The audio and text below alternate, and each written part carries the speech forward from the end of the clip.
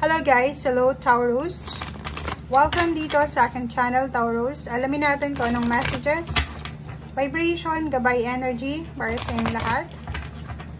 The general reading, pwede kang makaresonate. Gamitin mo ang iyong intuition sa panonood, Taurus.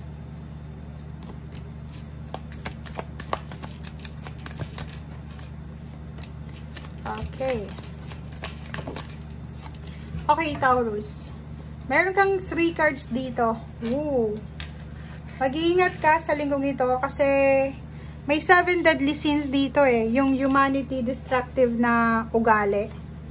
Iwasan mo yun, 'di ba? Iwasan natin yung pag-aalala, yung bisyo, yung inggit. Iwasan natin yung mga negative. Iwasan natin yung makasira ng ibang tao. Okay? Makinig ka sa sinasabi ng intuition mo. And etong raise your standard na to is hindi ka naman yan eh. May mga Taurus na sobrang babait nila. Tahimik, mabait. Pero once na ganawan mo ng masama, talagang lahat ng kasamaan pwede niya din ibigay sa'yo. So yun lang. Okay? So nakikita ko sa'yo dito na medyo balisa ka, Taurus, or medyo hindi ka masyadong masaya. Or namumroblema ka siguro, lalo na sa pera. Or pwedeng, hindi ko alam kung anong problema mo, pero huwag kang bababa sa level mo. Okay? Huwag kang bababa sa level mo. Makinig ka sa sinasabi ng instinct mo. Labanan mo yung tukso ng discontentment. Diba? Distraction ng emotion, like maraming rason sa paligid mo na pwede kang ma-distract, lalo na sa usaping emosyon. Pwede kang magalit, pwede kang sumigaw, pwede kang maghigante, parang ganun. So yun yung iwasan mo sa linggong ito. Okay. Kung makikita mo dito, sinasabi ng baraha sa'yo na medyo kailangan natin ng pagseryoso dito. Seryosohin natin kung ano yung nangyayari sa buhay natin sa ngayon. Okay? And tanggapin natin kung ano yung nangyayari sa atin ngayon. Mapa-negative man yan or positive. Yakapin natin kung ano man itong pagbabago na ibinibigay sa atin ng ating Panginoon. Diba? Magpasalamat tayo, maging negative man yan or positive. Be thankful, be grateful kasi naandyan ka pa rin, nandito ka pa rin. Kahit sufferings yan na pinagdadaanan mo, it's a testament siya na buhay ka pa. Hanggat may buhay, may pag-asa.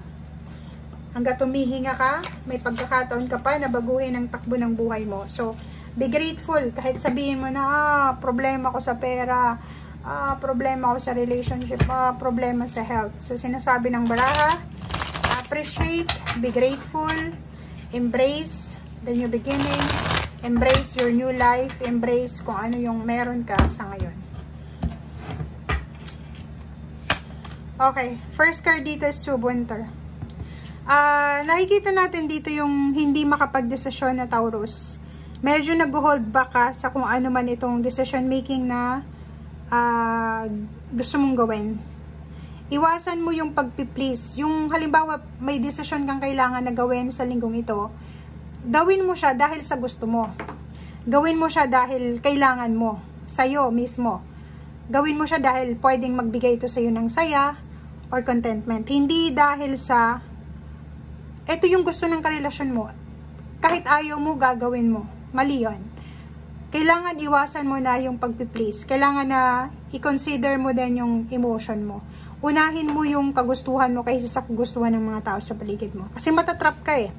Matatrap ka niyan sa mga kagustuhan nila eh. Pag palagi kang sumusunod, like relationship, sa decision making between you and yung karelasyon mo, pag palagi siyang sinusunod mo, parang ano na lang, invisible ka, 'di ba? Useless yung kasi yung relationship is composed siya ng dalawang tao na nilalaban pareho yung relationship.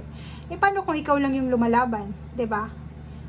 paano yun? Hindi yun, balance eh. So, kailangan mo ng balance. And, let go mo na yung mga past. Tapusin mo na yung mga dapat tapusin para mabigyan mo ng pagkakataon or bagong oportunidad yung mga pagbabago. Okay? And time to move on na. Next is Princess of Summer. Bagong relationship or emotional experience. Yung nakikita ko sa'yo dito, siguro gusto mo makipaghiwalay or gusto mo nang magkaroon ng freedom sa relationship, pero dahil sa ayong masaktan itong karelasyon mo, kahit hindi ka na masaya, nakikisama ka pa rin. So dito sinasabi na huwag kang ganon. Okay, huwag kang ganon. I-let go mo na ang dapat i-let go. Okay? So, kung alam mo na tama yung direction mo, gawin mo siya. Kung alam mo na nasa tamang tao ka, maging masaya ka. Okay? So, maraming good news na posibleng isi-celebrate ang darating sa'yo sa linggong ito. Like announcement ng baby, new baby, such as wedding, graduation, births, or pwedeng, ano naman ito? New job, new house, travel, parang ganon. Eto ganun din, sinasabi na may good news din na parating tungkol sa career. So, hindi lang pala good news tungkol sa kasal, sa bagong baby, sa graduation, or sa birthday. Meron din na good news na darating sa iyo tungkol sa career mo, promotion, scholarship, or sa plano mo, like travel, or kung ano man siya. Okay? So, gawin mo daw kung ano yung alam mong tama. Okay? Huwag kang gagawa ng isang desisyon na pwede mong pagsisihan sa bandang huli. Okay? Let go mo na, release, let go ng tao or bagay na hindi mo na kailangan sa ngayon. Oras na ngayon para mag-focus ka sa kung ano yung importante. Okay? And King of Spring, ganun din. May mga financial windfall dito. May pwedeng ma-reclaim mo yung power mo. May babalik kung ano yung nawala sa'yo. Nawalan ka ng trabaho, nawalan ka ng relationship, nawalan ka ng bahay, sasakyan, or kung ano man itong nawala sa'yo. Posibleng babalik ito sa'yo. And may mga good karma na posibleng nakalaan na ibabalik sa'yo ng universe. Kung makikita mo, nakikita mo dito na ano to yung the good you do comes back to you, yung good karma. Okay?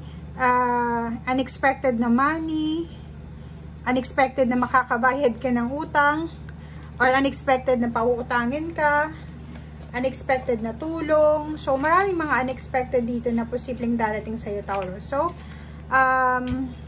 maganda yung reading mo sa linggong ito. Thank you guys and see you again. Bye!